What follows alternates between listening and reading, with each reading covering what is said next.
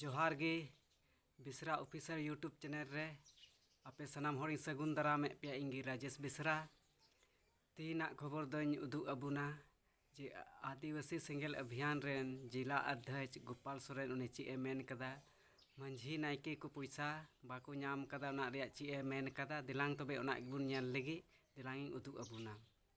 प्रखंड अध्यक्ष कने नारायणपुर रेन आदिवासी सेंगेल अभियान पहटा से खो तो तिहिन जे नवा ñelok kana abu santhal ren manjhi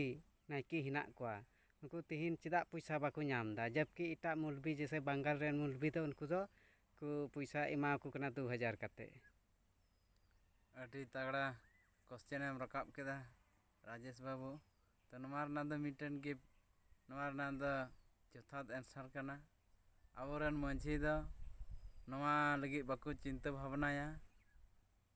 नवा लगी नासे हाँ आको बाको उयहरा से बाको गालजा नुकु द अधिक भाग रे नवा को मेना नॉन पॉलिटिकल और नुकु द भोट समय द हंडी चखना धोती साड़ी को खजोआ से जिल को खजोआ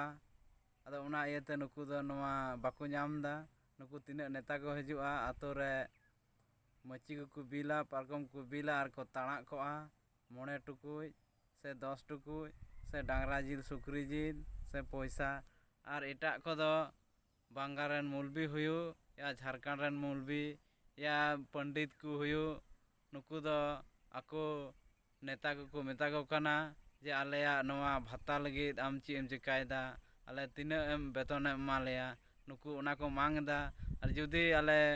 बाम मा लेखान उनको को मेताय बतर चुई कना जे आलेया समाज रना भोट दो आम दो बाम नामा तो एंडे खान उनी बतरे बुझेदा और उनका लेका रे बंगाल रे मुलबी को 2000 टका को नामदा पंडित को नामदा आदो आबुरे नुकु मंझी नायके को उनका बाको मांगदा आदो नोडे मा आबु मा जल्दी बुन नाम किया आबुरेन गे नोडे विपज बबुला मरांडी आबुरेन गे राज्यपाल द्रौपदी मुर्मू आबुरेन गे मुख्यमंत्री हेमंत सोरेन और आबो आदिवासी पार्टी के जहाँ दो बुन मेना झारखंड पार्टी एंडेखान नोडे मा कोई लेखा बुन जल्दी गे हुई को अदो एंडेखान कोई गे बाबुन कोयोआ तो उनाते बाबुन नामदा नितो नेक्स्ट वोट रे ची नुकु तबे खजो हुयु तको तबे को नामा नुकु जहाँ दो जहाँ तीस गे भोट दाराए नुका हजुआ उनरे नुकु को मुसलमान रेन मुलबी मौलाना लेका को खजमा आकोआ हक अधिकार आकोआ वेतन लगी हों साथे समाज रना हक अधिकार लगी हों ईसोई रेन चर्च गुरु जहाँ दो को फादर बिशप कर्नेल उनको जेमन सुविधा को नामदा जे बाबू नवा दो आबो दिसम रदा को नामदा से बांग लेकिन एटा दिसम रदा पालन को नामदा और नुकु पांडा को नितोंग पांडा पुरोहित को नामदा नुकु लेका जदि को नुकु को खोज लेखान और नुकु नेता चेतावनी को एमा को खान जे आले बाबे एमा लेखान आपे बाले भोट पेया से आपे बाले गड़ो पेया समाज ना भोट हो आले बाले एमा पेया आले समाज रेन अयुरिया कनाले आले नो हक अधिकार पे पूरा कान तलेया और नुकु मंझी नायके नितोंग ढेर भावते नुकु नितोंग मूर्ख के मेना कोआ बिना ओलोग पढ़ा को मेना कोआ बुलु को मेना कोआ टर्न न्याम को रुमु बुलु नवा आंधा पतिया व्यवसा वाला कना को उना तो सरकार बुझदा नुकु सबको बोका गया आन पड़वा गया को नुकु मूर्ख गया को उनको रेन दो उनाते बतौर को कना मौलवी दो जहाँ भागे ओलोग पढ़ा को तहना चर्च रेन जहाँ दो नुकु ईश्वर रेन धर्म गुरु से उनको रेन जहाँ को आको समाज अगुआ कान तको को उनको दो बेजाय पढ़ा को तहना फादर सिस्टर को उनका के नुकु पंडित को ओलोग पढ़ा को तहना मेनखान आबोरेन तिहिन अधिक अधिकांश भाग दो आबोरेन नुकु सामाजिक अगुआ मंझी परारे नायके भोट दो नुकु दो ढेर दो बाको पढ़ावा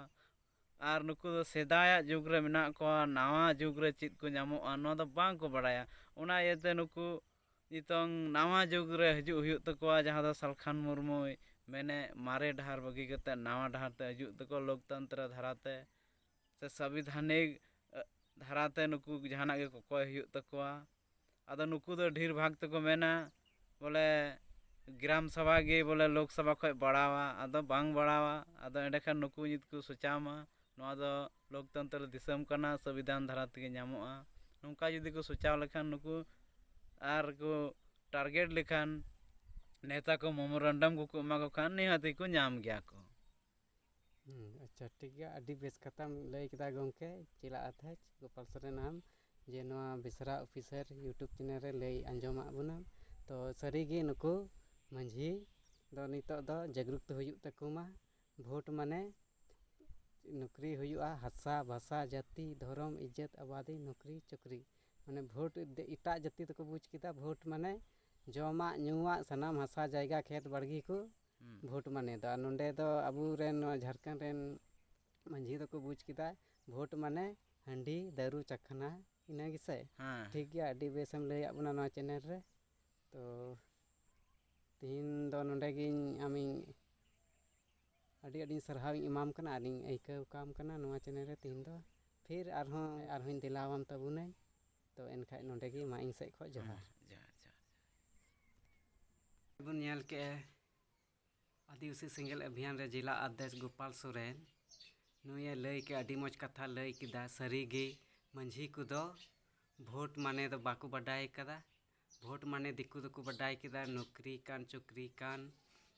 ᱦᱟᱥᱟ ᱠᱟᱱ ᱵᱷᱟᱥᱟ ᱠᱟᱱ ᱧᱩ ᱠᱟᱱ ᱡᱚᱢ ᱠᱟᱱ᱾ ᱵᱷᱳᱴ ᱢᱟᱱᱮ ᱩᱱᱠᱩ ᱫᱚ ᱢᱟᱱᱮ ᱡᱟᱦᱟᱸᱭ ネᱛᱟ ᱜᱮ ᱦᱤᱡᱩᱜᱼᱟ ᱢᱟᱱᱮ ᱵᱷᱳᱴ को एमाय खाय दिकू जाति दो छातिक जाति दो को मेना आम भोट ले इमामा आम इंग्रेन कोड़ा से आले नौकरी इमाले खाय ले भोट मा उनखाय दो बांग एनके उनटे को उनका को टॉर्चर को मेनखान अबुरेन आदिवासी मंझी नायके दो ओना दो बांगा नोंडेन को दो ची को मेना संथाल इया दो मंझी नायके को दो उनको दो को मेना भोटे हिजुक खाय के माने बाहा सोहराय लेका को आइकवा नितो दो मरु हुयुगा एकदम को रस्का जोना दो भोट जहां नेता गे हिजुआ मी हड़हा बार हड़हा माने उनी लई के लिका जिला आदेश लई के लिका डंगरी जी से सुक्री जिलम जमा बस इने जम तेगे भोट क्रीन का कना आदो नोंडे तो विद्या पेंशन को ची हो बाम ᱧᱟᱢᱟ ᱱᱚᱠᱨᱤ ᱪᱩᱠᱨᱤ ᱥᱟᱱᱟᱢ ᱵᱟᱦᱨᱮ ᱛᱚ ᱱᱚᱜᱼᱚᱭ ᱠᱷᱚᱵᱚᱨ ᱱᱚᱜᱼᱚᱭ ᱱᱚᱝᱠᱟ ᱯᱮ ᱧᱮᱞ ᱠᱮᱫᱟ ᱛᱚ ᱱᱚᱣᱟ ᱞᱟᱹᱜᱤᱫ ᱫᱚ ᱡᱩᱢᱤᱫᱚᱜ ᱦᱩᱭᱩᱜᱼᱟ ᱟᱹᱫᱤᱵᱟᱹᱥᱤᱭᱟᱜ ᱛᱚᱵᱮ ᱡᱟᱨᱮ ᱱᱚᱸᱰᱮ ᱫᱚ ᱱᱚᱝᱠᱟ ᱴᱷᱤᱠᱩᱜᱼᱟ ᱟᱨ ᱵᱟᱝᱠᱷᱟᱱ ᱫᱚ आदिवासी समाज तो गoj गया आलुपे मेना जे गुजुक डहार रे हिना माने गoj गया नवा दो तो तिहिना खबर दो नंडे गी इनका गी हुइना तो नेक्स्ट खबर रे बन ᱧᱟᱯᱟᱢᱟ तो तिहिना दो नंडे गी मुचाद काग कना जोहार।